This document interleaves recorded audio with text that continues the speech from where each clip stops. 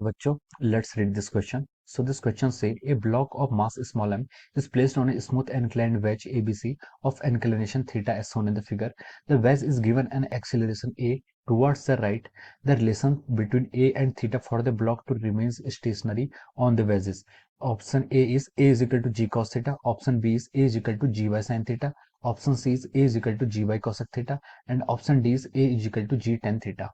Okay तो चलिए बच्चों अब हम इस क्वेश्चन को स्टार्ट करते हैं।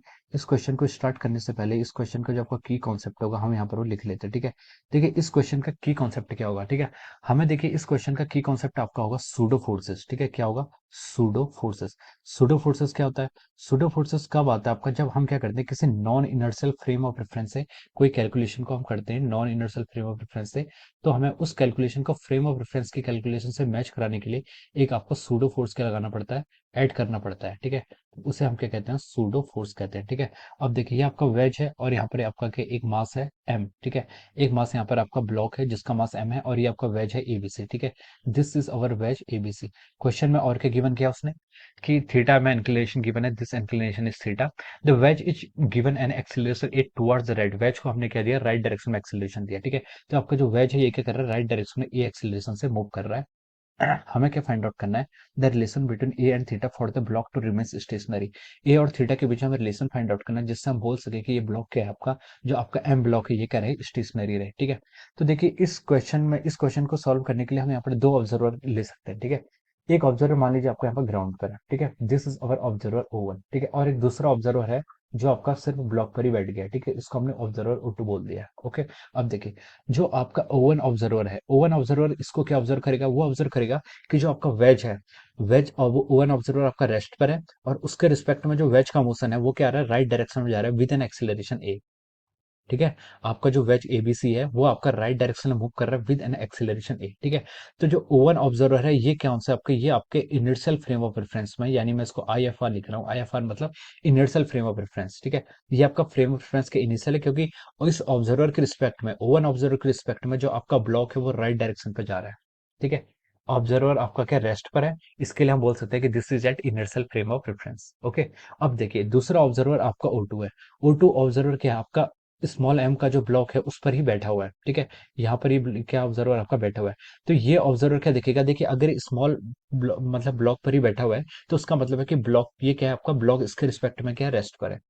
ब्लॉक है इसके रिस्पेक्ट में रेस्ट पर है। ठीक है, तो देखिए इनर्शियल जो आपका ओवन ऑब्जर्वर उसके उसके कैलकुलेशन के अकॉर्डिंग जो आपका ब्लॉक है जिसका मास स्मॉल एम है it is moving towards right. लेकिन जो O2 ऑब्जर्वर है उसके रिस्पेक्ट में जो ब्लॉक है मास एम का जिस पर वो बैठा हुआ है वो क्या होगा? रेस्ट पर होगा। ठीक है, तो इस फ्रेम को हम रेफरेंस को क्या बोल सकते हैं? Non inertial frame of reference. ठीक है, ये आपका क्या हो जाएगा? Non inertial frame of reference. ठीक है, जो आपका एक्सेलरेटिंग फ्रेम होता है, आपका जो ब्लॉक है वो क्या एक्सेलरेटिंग है विद रिस्पेक्ट टू O1, तो उसको हम क्या बोलेंगे? Non inertial frame of reference. ठीक है, वो किस तरह का फ्रेम ऑफ रेफरेंस हो जाएगा? ऊपर non inertial frame of reference हो जाएगा। ठीक है, अब देखिए तो देखिए इनर्शियल ओवन की कैलकुलेशन के अकॉर्डिंग जो आपका जो ओवन है, ओवन ऑब्जर्वर के अकॉर्डिंग जो आपका ब्लॉक है स्मॉल एम मास का वो क्या कर रहा है? राइट डायरेक्शन में मूव कर रहा है। ठीक है, तो इट हैज सम एक्सेलरेशन।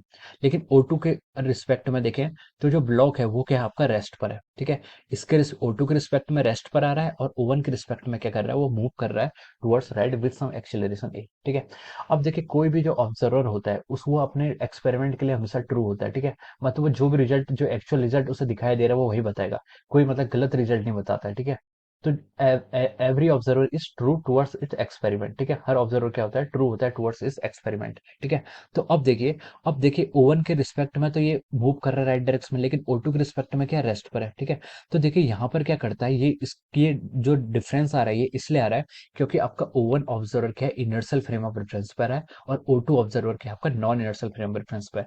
तो अगर इन दोनों को अपनी कैलकुलेशन को मैच कराना है तो उसके लिए क्या करना होगा? जो O2 ऑब्जर्वर है उसको ये अज्यूम करना होगा कि यहाँ पर उसके ब्लॉक पर एक एक्सीलरेशन है इन द नेगेटिव डायरेक्शन। ठीक है, देखिए O1 को क्या दिख रहा है? इसका एक्सीलरेशन राइट डायरेक्शन में, तो O2 को अपनी कैलकुलेशन में ये कंसीडर करना पड़ेगा कि जो उसके ब्लॉक का मोशन है वो क्या जा रहा है? आपका लेफ्ट डायरेक्शन में जा रहा है विद एक्सीलरेशन ए। ठीक है, दोनों की आपकी डायरेक्शन क्या होनी चाहिए? अपोजिट होनी चाहिए। ठीक है, तो अगर वो यहाँ पर ये कंसीडर करेगा उसके बाद ही हम बोल सकते हैं कि इन दोनों का जो रिजल्ट आएगा वो क्या आएगा? ट्रू आएगा। ठीक है, और जो हम यहाँ पर ये ए को ऐड कर रहे हैं या फिर जो यहाँ पर एक्सेलरेशन हम O2 के लिए ऐड कर रहे हैं नेगेटिव डायरेक्शन में, ठीक है, इसको हम क्या बोलते हैं, सूडो फोर्स बोलते हैं, ठीक है। इस एक्सेलरेशन के कारण जो फोर्स आएगा उस फोर्स को हम बोलते हैं सूडो फोर्स। तो सूडो फोर्स तब आता है आपका एग्जिस्टेंस में जब हम क्या करते हैं, non inertial frame of reference से कैलकुलेशन करते हैं, तो हमें हमेशा क्या करना पड़ता है, सूडो फोर्सेस को ऐड करना पड़ता है, जिससे हमारी कैलकुलेशन क्या हो, राइट कैलकुलेशन हो, ठीक है। ये आपका सूडो फोर्स, ठीक है। सूडो फोर्स एक्चुअल में कोई फोर्स नहीं है, pseudo force is not actually force, but it is just a mathematical calculation. ये क्या आपकी मैथमेटिकल मैनिपुलेशन है, जिससे हम अपने रिजल्ट को क्या करते हैं, इनर्शियल फ्रेम ऑफ रेफरेंस के रिस्पेक्ट में ट्रू करते हैं, ठीक है। तो ये आपका क्या हो जाता है, सूडो फोर्स हो जाता है, ठीक है। अब देखिए, अब हम इस क्वेश्चन को आगे प्रोसीड करते हैं। तो हम क्या करते हैं, देखिए यहाँ पर M1 ब्लॉक की मास की क्या करते हैं, एफबीडी ड्रॉ कर लेते हैं, ठीक है। Let us first draw the FBD for M1 मास, ठीक है। ये देखिए M मास है आपका, ये आपका क्या है, ब्लॉक है। इस ब्लॉक का ये आपका देखिए यहाँ से एंगल कितना दिया हुआ है, थीटा डिग्री का एंगल दिया हुआ है, ठीक है। और ये आपका देखिए ये ब्लॉक है, तो इस पर देखिए सबसे पहले एक फोर्स लगेगा mg, which is always mg is always force, ठीक है। जो आपको ऑलवेज एक्टिंग डाउनवर्ड डायरेक्शन में एक्ट करेगा, ठीक है। अब ये ब्लॉक क्या कर रहा है, जो आपका ये वेज है, ये क्या कर रहा है, इस ब्लॉक के मोशन को कंस्टेंट कर रहा है। तो यहाँ पर एक क्या लगा देंगे, हम नॉर्मल फोर्स मान लेंगे, ठीक है। There is some normal force also, ठीक है। अब देखिए, अब हम यहाँ पर क्या लिखते हैं, यहाँ पर डायरेक्शन फाइंड आउट करने, ठीक है। ये मान लीजिए आपने यहाँ पर एक्स एक्सेस और वाई एक्सेस एज्यूम कर लीजिए। देखिए ये सिस्टम आपका रेस्ट पर है, तो आप चॉइस ऑफ कोऑर्डिनेट कुछ भी रख सकते हैं, ठीक है, कुछ फर्क नहीं पड़ेगा उससे। मतलब कैलकुलेशन दोनों साइड से इजी होगी, ठीक है। अब देखिए, ये मान लीजिए आपका एंगल थीटा है। देखिए हमें पता क्या करना है, ये एंगल कितना होगा, दिस एंगल वट, ठीक है। हमें यहाँ पर ये एंगल को क्या करना है, कैलकुलेट करना है, ठीक है। तो देखिए इस एंगल को कैलकुलेट करने के लिए हम बोल सकते हैं कि देखिए ये एंगल आपका थीटा है, ठीक है। तो ये एंगल देखिए मैंने ये लाइन और ये लाइन के परपेंडिकुलर है, ठीक है। ये थीटा होगा तो ये एंगल कितना होगा, 90 माइनस थीटा। ये 90 माइनस थीटा। अब देखिए ये लाइन जो आपकी, ये जो आपका वेज है, ठीक है, जो आपका वेज है इसके परपेंडिकुलर मैंने एक लाइन खींच दी है, ठीक है। तो ये दोनों क्या हो जाएंगे, परपेंडिकुलर हो जाएंगी। ये 90 माइनस थीटा है, तो इसका मतलब ये एंगल आपका थीटा होना चाहिए, ठीक है। तो इसी को मैंने यहाँ पर क्या लिख लिया, this angle should be equal to theta. ये एंगल भी कितना होगा, आपका थीटा के इक्वल होगा, ओके। अब देखिए, अब हम यहाँ पर क्या करते हैं, मोशन कंसिडर करते हैं, ठीक है। अब हमने इसमें क्या किया, एक फोर्स हमने इस डायरेक्शन में कंसिडर किया है, जिसको हमने क्या बोला, MA बोला है, ठीक है। This is the our pseudo force, ठीक है। हमने इसे सूडो फोर्स बोला है।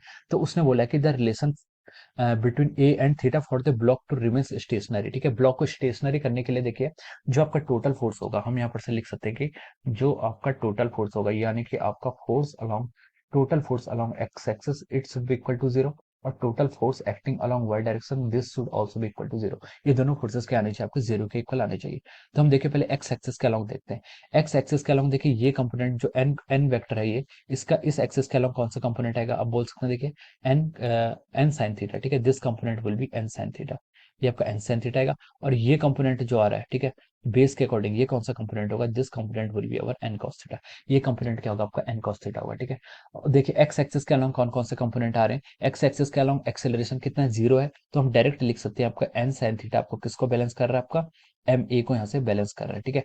This is equation one from the F x, ठीक है। हमने यहाँ पर एक्स एक्सिस के अलोंग ही अप्लाई किया, ठीक है। अब देखिए वाई एक्सिस के अलोंग अप्लाई करते हैं। वाई एक्सिस के अलोंग भी नो मोशन है, कोई मोशन नहीं हो रहा है, ठीक है, रेस्ट पर दिखाना है। तो देखिए हम लिख सकते हैं यहाँ से एन कॉस थीटा और एम जी क्या हो जाएंगे, एक दूसरे के इक्वल हो जाएंगे, ठीक है। Since there is no acceleration, so we can say that N cos theta it should be equal to M G, ठीक है। तो यहाँ से हमारी इक्वेशन वन और इक्वेशन टू आ गई। क्वेश्चन में उसने हमसे पूछा था कि find the relation between A and theta, A और थीटा के बीच में हमें रिलेशन फाइंड आउट करना है। तो हम यहाँ से लिख सकते हैं, देखिए इक्वेशन वन को हम डिवाइड करेंगे इक्वेशन टू से, तो हमारे यहाँ से रिजल्ट आएगा, देखिए tan theta should be equal to our A by G. This is our relation. और from here we can write down A is coming out to be equal to G times tan theta. This is the value of A, ठीक है। ये आपकी acceleration की value आ गई, which is coming out to be equal to G tan theta. Hence ये देखिए आपका ऑप्शन डी से क्या कर रहा है, मैच कर रहा है। This option is matching with the option D, so we can write down here that option D is correct answer, ठीक है। ऑप्शन डी क्या है, ऑप्शन डी इज करेक्ट। तो यहाँ से हम लिख सकते हैं कि आपका ऑप्शन डी क्या आ जाएगा, करेक्ट आंसर हो जाएगा। Option D will be the right answer of this question. So I hope you all understood this concept. All the best and thank you so much.